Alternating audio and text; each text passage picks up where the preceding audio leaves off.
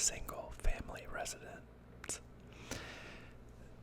Whenever an agent lists a home, we have to classify it as single family, condominium, townhouse,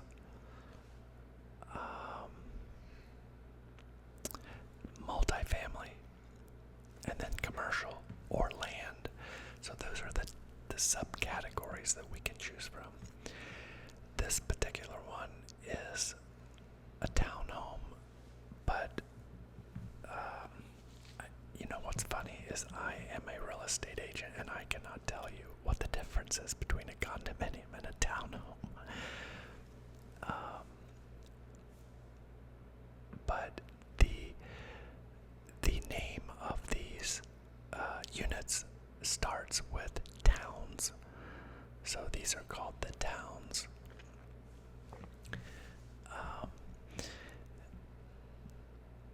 But I think you'll like looking at this one. It's an interesting property. This is not a development that has like tons of units. There's probably, I would guess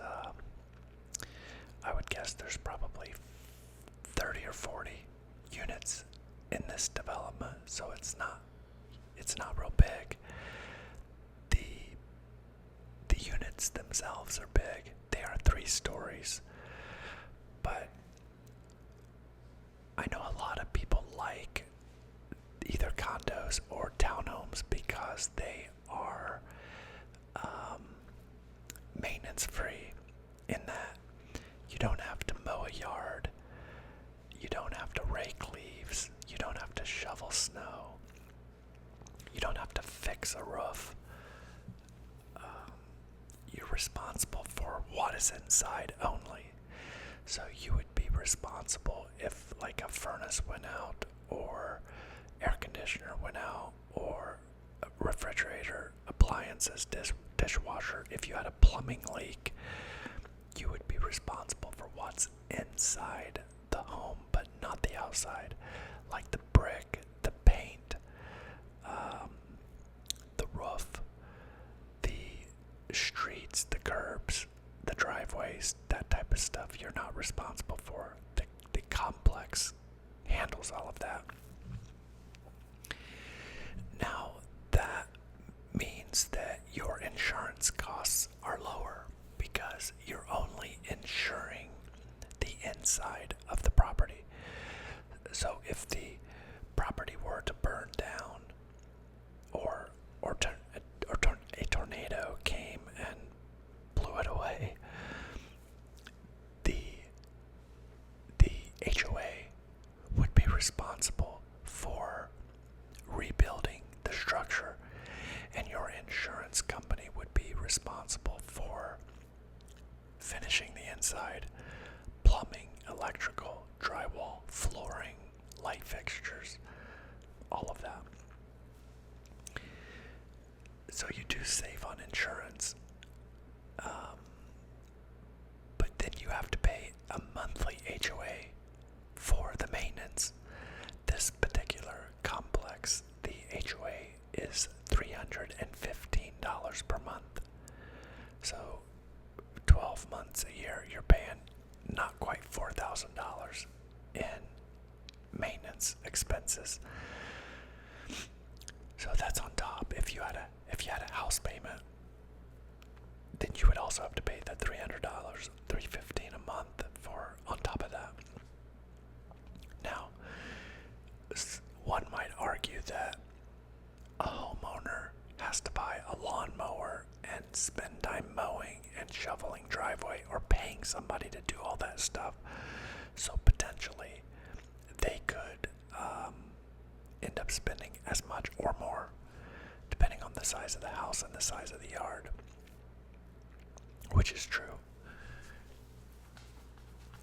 For me, the real issue for me is I want to have a yard for my dogs, because people in these condos, I'm going to call it condo instead of a townhome because it's the same thing, but people in this condo, they have dogs, but they have to walk their dogs every day because there is no yard to let your dog out into.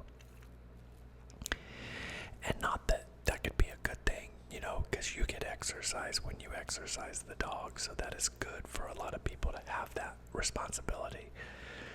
But, when there's a lot of snow on the ground, or when it's pouring down rain, or when it's blistering hot, it's nice for me to be able to just, have the dog door, let the dogs come and go as they please. They don't really need to be walked because they're out running around the yard all day long. Well, technically not all day because they do nap and sleep a lot. But you get the point. They are able to take care of themselves. So there's a lot of differences in that type of living. You also share a wall with someone, sometimes two walls, sometimes you have a unit on both sides. And to me, it's very similar to apartment living. You have to be careful, you have to be respectful of your neighbors. You would certainly be a little more noise restricted.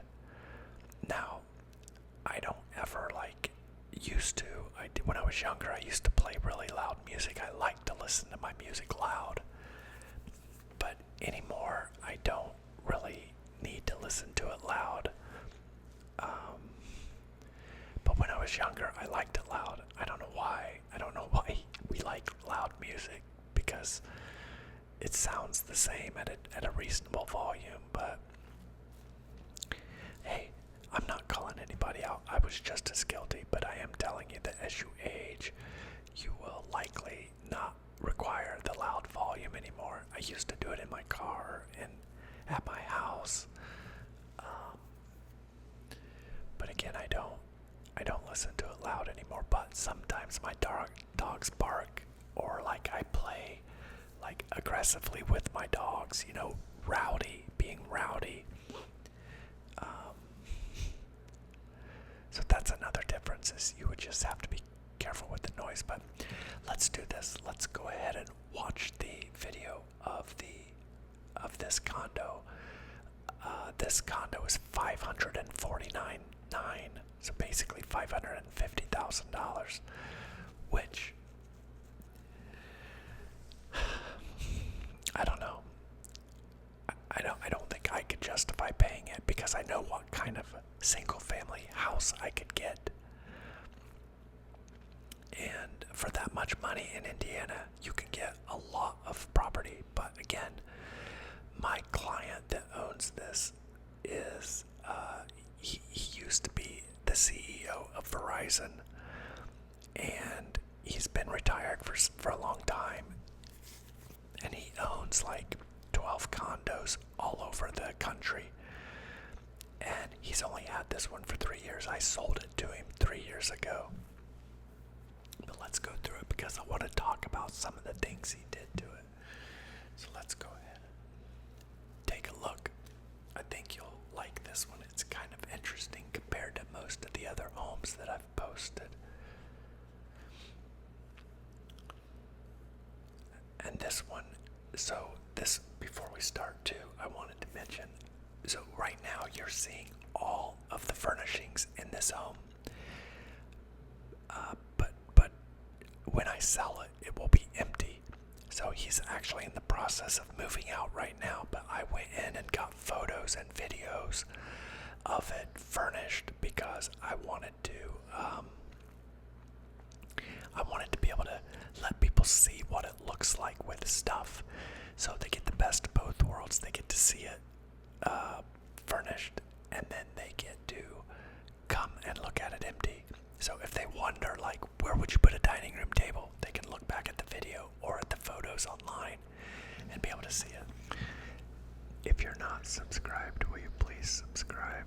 I hear Pearl snoring, so I'm not sure if the mic is picking that up, but if so, well, some of you like it. For those of you that don't, I'm sorry. Okay. This is the condo, the one with the white at the top. The one I'm zooming in on, this is the condo I am selling, and I just do kind of a glance down each way so you can does have an end unit, which is the end units do bring more money because they only share one wall, and therefore they're worth a little bit more because you also get the windows on that side of the home, which allows more light into the home. Now, also, I am going to put a link in the description to the finalized video because some of this is like fast forwarded, putting a little like cool editing touches, but I'll share the link in the description. So if you want to see what it actually looks like online, you can see what the after, because you're just seeing the raw video footage I'm taking. This room here is the husband's office. Those shelves at the back there with those shelves there, those are built in. So when he bought this, he had me hire a contractor to build that credenza back there. I also cut out myself in the mirror in the other video. So this is the lower level. This is the level that has the garage. There is just a half bath down on this lower level. And this is the garage here. They've already started boxing some stuff up, so this is why the garage is they're not able to park in it. But they've got an epoxy floor. That's another thing we did when he bought the unit, was we installed the epoxy floor. And now we are heading up to the second level. So that was the main level, pretty basic main level. And this second level is the main level. This is where the main living is. Now, as you come up here, you've got on the landing, you've got a little half bath.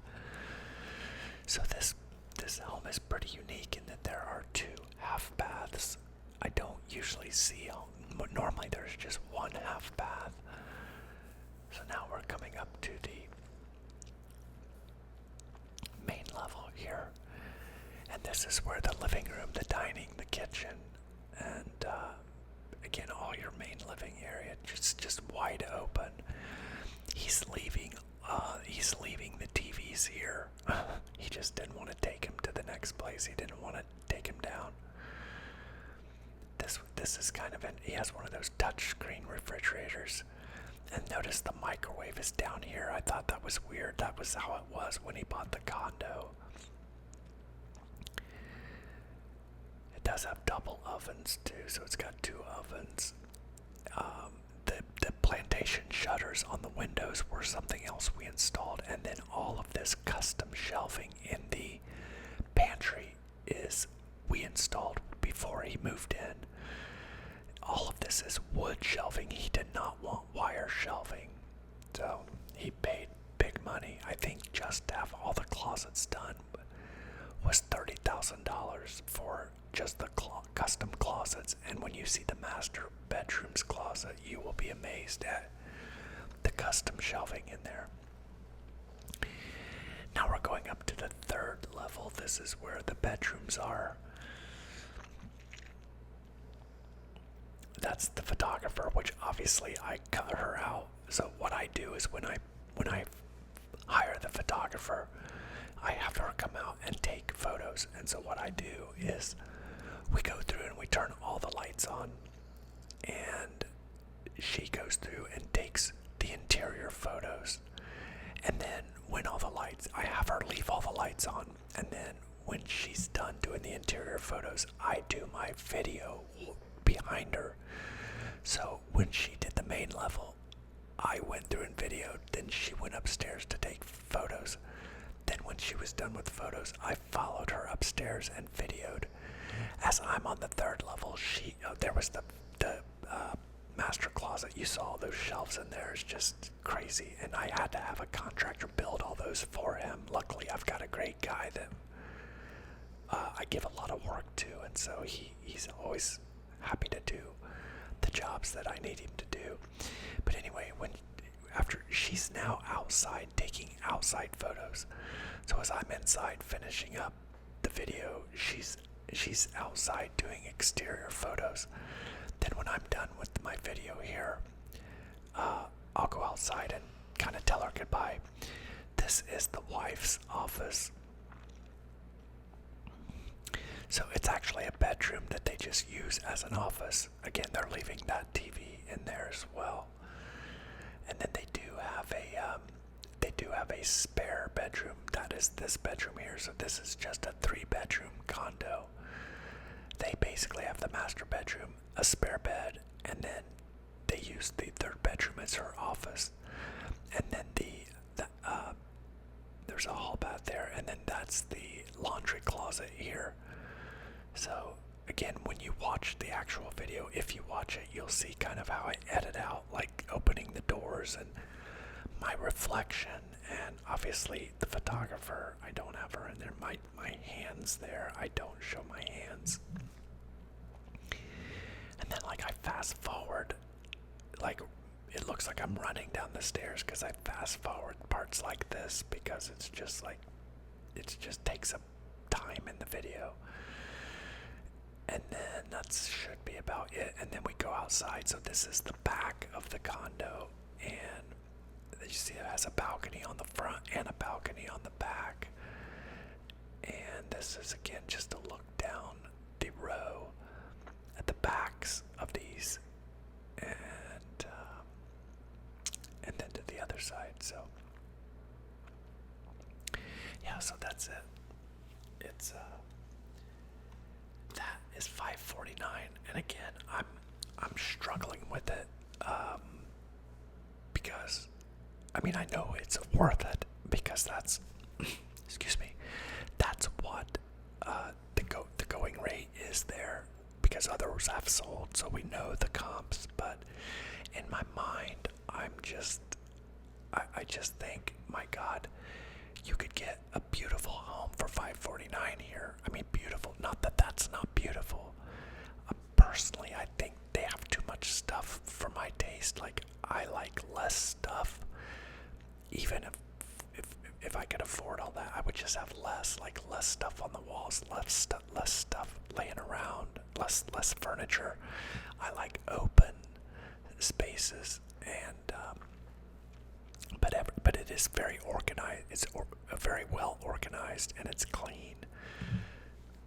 So I'm certainly not criticizing them. Just everybody has a preference, you know. But for me, I just prefer less stuff, and I prefer a little more privacy.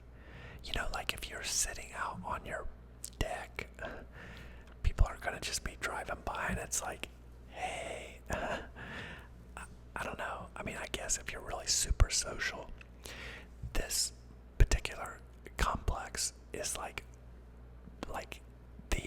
there's a Kroger right next door, and then on the other side there's like 15 restaurants, steakhouses, Italian restaurant, a Mexican place. There's just tons of different restaurants and places to shop. So it's in a highly commercialized area. So I think again, some people like that lifestyle. It feels more like city life, and you can walk to a lot of places, and it's super convenient. But I'm just more of like a nature person. Like, I like trees and grass and open land, and I like seeing farm fields, and I like seeing wildlife. I just feel so much better when I am among nature. I don't know why, but I think maybe as I get older, these people are quite a bit older than me.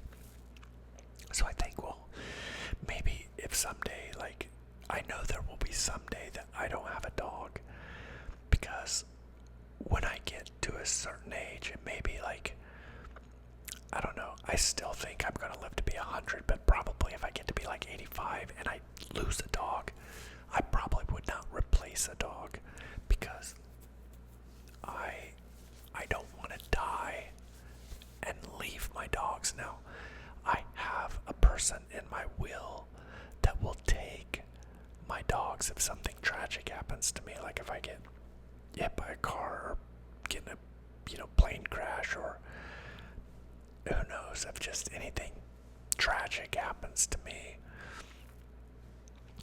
somebody in my will that I want to take care of my dogs, but I don't want them to have to go through that, and I want to stay alive for them, you know. I just can't imagine the thought of someone else taking care of them. So that's why when I get older, I don't think I'll get a dog. So maybe at that point, plus I'll be older, and probably not wanting to mow a yard and all the stuff that comes with owning a big property like I have now. So potentially I can see myself doing this down the road. And I just kind of, as I was there, just kind of trying to pretend like, wow, what would this be like? And I think it would be fine. It would just be different, you know? And so I do think that someday I will live in something similar. Or we have some housing additions around here that are 55 and older communities, and in those 55 and older communities, they mow the yard, they shovel the drive, and they're actual homes, but they're neighborhood homes. You know, they don't have big yards, but at least they have a yard, and you're not attached. Your house is not attached to anybody else's house. And I think that's my main struggle with condominium life, is having what I own being attached to whatever somebody else owns. You know, you're so vulnerable to the person next to you being somebody that is a good citizen, and it just takes one bad neighbor to really like run your life, your happiness. You know, if you had an argument or disagreement, or constantly were having to complain about your neighbor, I mean, I just don't know how you could have peace at home. You know, the world, our jobs, and life is chaotic enough, and that when we come home should be like a sanctuary. Like, it should be your escape. It should be where you find peace. And so that's why I think it's there's a lot of risk. Now, in a place like this, where it's $500,000 to buy one, you're not likely to get, you know, somebody super aggressive. They're probably a citizen. Odds are they will be if they can afford something like this. They're probably responsible, and they have money, they have a job. They want peace when they're at home as well. So odds are you'd probably be okay, but again, there is still that risk. I mean, people inherit money and act a fool, you know. So you don't have to be a citizen just because you can afford $500,000. But odds are you would be. But again, I'm not being critical of the life. It's just, for me, I choose something different. But for him and his wife, they're obviously older, so they don't have any kids living with them. And the reason that they've chose to have condos all over the country is because they travel all the time. They hardly are ever at their Indiana condo. They come here when they come for events, or I don't even know if they have kids here. I know that his financial advisor is here because it's the same financial advisor I have, and that's how we met. And I know they're friends, so that probably had something to do with him choosing to buy a condo here. But he bought it 3 years ago, and he's moving. He's buying the condo he's replacing this one with is in Nashville, Tennessee, and it's $1.2 million, and it's beautiful. So that's what he's doing. But you know, I think just by showing you these different houses and like the different even like the different clientele, like my last 3 clients couldn't be more different in their behavior, in how they treat me. Everything is, we are just all so very different. You know, we have a lot of similar things, you know, but in our behavior, we all handle ourselves very differently. It's very interesting to see people like this. Like, I would never have believed this guy is as rich as he is, because he doesn't act like he has as much money as he has. I mean, I'd have to estimate the guy's worth hundreds of millions of dollars. Where the guy from the video, my last video, in the first home, the dude's probably not even a millionaire, and he acts like he's better than everybody. You know, he's mean and rude and arrogant, and so I just don't understand that. I don't understand not treating your fellow man good, but it's out there. But for me, I feel like the reason I have been successful in sales is because the most successful salespeople are the best servants. And that's what sales is. It's serving. So I bow down. I bow down to the humble guy, and I bow down to the arrogant prick. Because for me, I'm doing a job. I'm there to serve. If he wants to treat me like garbage, it's his right, and I take it. Within reason, there have been clients that I have fired. I think maybe, I don't know, maybe 6 months or so ago, I think I told you guys a story about this guy that was just like a wacko. Like, he was mentally deranged, and like, it was scary, and like, he had sued some people, and so I knew like just getting in business with him was going to be dangerous, and I just didn't want to take the risk. And that's one of the benefits of being at this level where I'm at now, as far as I can choose not to work with somebody because I don't have to have the sale. And my life has not always been that way. When I sold cars, oh my God, you guys all know, like, car salespeople, most of them are just horrible. Well, I shouldn't say most. There's a lot of horrible people selling cars, and the industry itself is brutal. So when people would come in, they would have their guard up. They would be very defensive because they wouldn't know who they're going to get. You know, are they going to get a freak, or are they going to get a good citizen to help them? And so, and the other thing about the car business, I had to sell a lot more cars. I mean, every day, you know, like the dealership I worked at, when I finally left there, we were selling probably 12 to 25 cars a day, and probably service customers probably 200 a day, oil changes and car repairs, parts customers coming in, body shop customers coming in. I mean, it was just, and tons of employees. So you're just that busy, like, highly active atmosphere of just a lot of activity going on. And so many times I had nightmare customers, but I had to do what I had to do, you know. I had to try to please everybody. I had to try to make mad people happy, angry people happy, and I did it. But now I still try to help those people, but my threshold, my tolerance level is, I've moved it up.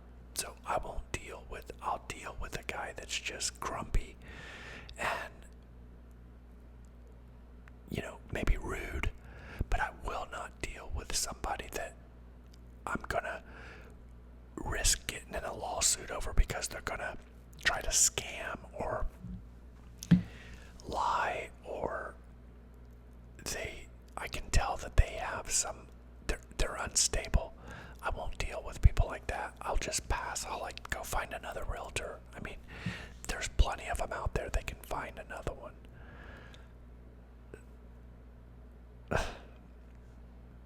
But for the most part, it's very rare that I have to fire somebody. Maybe once a year I have to do it. It's probably what it is. About once a year I run across somebody that I just can't work with. So I turn it down. I'm also starting to turn down business that is farther away than I really am comfortable going. Like, I know this part of Indiana like the back of my hand. I mean, I know neighborhoods. I know where's good, where's bad. But, sometimes people will call me and say, hey, can you show us a place on the west side? Well, I don't really know like Avon, Plainfield, Crawfordsville, cities like that, Speedway. I don't know those cities as well because I just don't do much business there, and I've never lived there, and I don't go there for anything. So for those, I usually just refer those out. But anyway, I'll save that for another topic on a different video. But I appreciate you guys watching this. I hope that you enjoyed seeing an Indiana condo or townhome, and I'll see you on the next one.